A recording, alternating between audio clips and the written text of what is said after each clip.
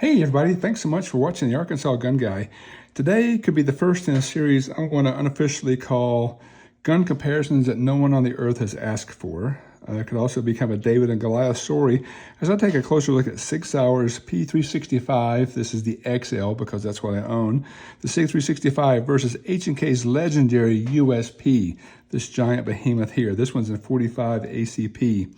Both are really important guns, and they actually have a few things in common I'll try to hit upon as we go through and score them on this unofficial scorecard that I just made up of random categories that I'm going to grade them on. So at the end, we'll assign winners for each category and total them up and see who the winner is in this comparison. SIG fans, please don't yell at me if SIG happens to lose to H&K. It's unofficial. I'm just having some fun with the comparison. H&K fans, same thing. Awesome gun, the USP, but please don't shoot me lots of hate online if it actually loses to the SIG. Two great guns. Now, again, this is a gun that was designed over 30 years ago, very revolutionary for its time, has gone through more endurance testing than maybe any gun ever made, incredible record, and it's pretty much remained unchanged for 30 years and is still awesome today and still loved by people all over the world very passionately. Now, the SIG 365 is a newer gun, but this is the best-selling gun in the United States. So everybody seems to have one of these, incredibly versatile, super easy to carry, very thin profile with a very good capacity for such a small gun. So again, very cool guns. And they both actually have an element of modularity as well, which is not on my ranking system. But the SIG is pretty modular in the fact that you can take the fire control unit out and put it into a different frame, and then you can have metal frames. You can make this 365 XL to a 365. You can convert it to a 365 macro with a compensator on there. So tons of modular features on here.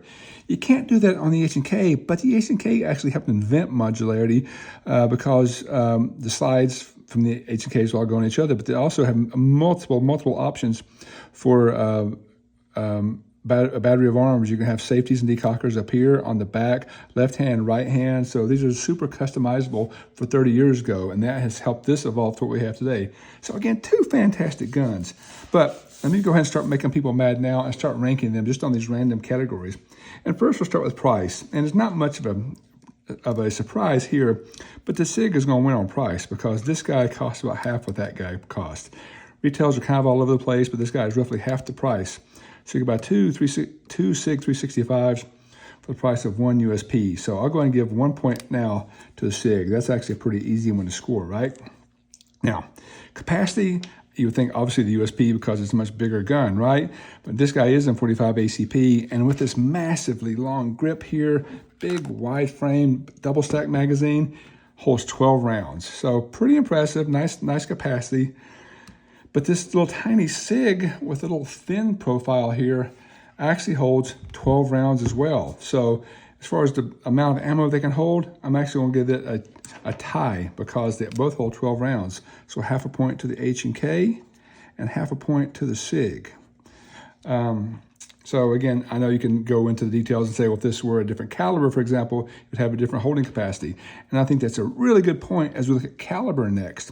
Because caliber, this 365 XL shoots 9mm, the most popular caliber on the market today. Fairly inexpensive to shoot, very easy to find. Everybody has it, so a great caliber for a great gun that everybody can shoot all the time. Good job. But the USP is actually chambered in 45 ACP, and some people like to call that God's caliber. I like to call it undefeated in 2 world wars. I think on that alone, the USP is the winner on caliber. But there's more, because this guy also is available in 9mm, just like the SIG, which would have more capacity, but it also is available in 40 Smith & Wesson. As a matter of fact, this gun was designed for 40 Smith & Wesson, the higher pressure cartridge, and then they later added 9mm and then later 45 ACP, making the gun slightly larger.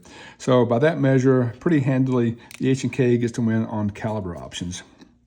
Now, accuracy, I'm not in love with H&K's triggers. I'm just not. But they're not designed to be competition triggers or target triggers. These are actually military weapons, so they're designed for a different purpose. And for some reason, I don't shoot them great. But this gun, I actually, with the longer sight radius, that actually helps me zero in a bit more. While these 3-dot sights are nothing special, very standard, this very long sight radius, I think, is what makes me shoot this gun fairly accurately. Now, the SIG, I also shoot very accurately. I'm not a big fan of striker fire guns, but this flat trigger that breaks pretty clean is actually pretty darn cool. And it has, I think, better sights. You have the black dots back here and the awesome green dot up front. So again, I love the sight picture better, and I think the trigger for me is better, even though I don't like strikers. However, when I shoot them at the range, I shoot the HK the best. I just think this longer sight radius really helps a shooter like me be a little more accurate. This guy's really good 7 yards and in. This guy's really good 7 yards and further away. So I'm gonna give a point to H&K for accuracy as well. Again, just a gun that I shoot better. Now, the next one I wanted to call accoutrement, but I couldn't spell that. So I just called it options, rails and optics potentially. I want to see if there's anything to talk about there. And many people say that the H&K is going to be disadvantaged because they run a proprietary rail. And that's true, but you have to also think that H&K was probably the first person or the first company to run an accessory rail here for lights, lasers, and chainsaws when they designed this and the Mark 23 series. So again, very innovative for its time. Again, this gun's lived on unchanged for 30 years. So this is not a standard 1913 pick rail that everybody makes, product for now. You can buy adapters and so forth, but that kind of works against the H&K. You'd think that'd be an easy win for the SIG, but its rail is also proprietary. This is called the SIG rail, which has, again, different grooves here and a rounded type bottom. So again, neither one has a standard 1913 pick rail, but accoutrement. The SIG does come with an optics option. I prefer iron sights. I do run a dot on it sometimes, but the fact that the versatility to run an optic on this as well, I think gives a slight advantage to the SIG. So another point in this column over here. Now, durability. I think some of you guys are already yelling at me if I choose this one wrong. This SIG has never failed me. It has always fired every time I pull the trigger, not when I didn't, 320 jokes aside. This gun has been incredibly reliable. I've not heard a lot of bad things about it. So I think it's it's fairly reliable from everything that I've heard. However, this gun has been torture tested more than almost any gun on the planet. This gun and the Mark 23, again, were designed for militaries all over the world, and they've gone through so much torture testing. I can never list it all. There's hundreds, if not thousands of videos out there of people doing awful things to these fantastic guns, and they still just always go bang. It was a beast 30 years ago, over-engineered, overbuilt, and it just lasts. It just lasts. So I think durability is a no-brainer in going with H&K here. So again, the point there. And finally, versatility. Again, both guns are excellent guns. This gun is probably more for carry outside the waistband, but mostly home defense because it's so big, pretty enormous. Can't do a lot with it other than home defense, which is great, of course. But the SIG, you can do both. This gun works as a home defense gun. Again, good sight radius for close in range, adequate capacity. So I think that's a good option as well. But you can also conceal carry this guy, which is how it's designed.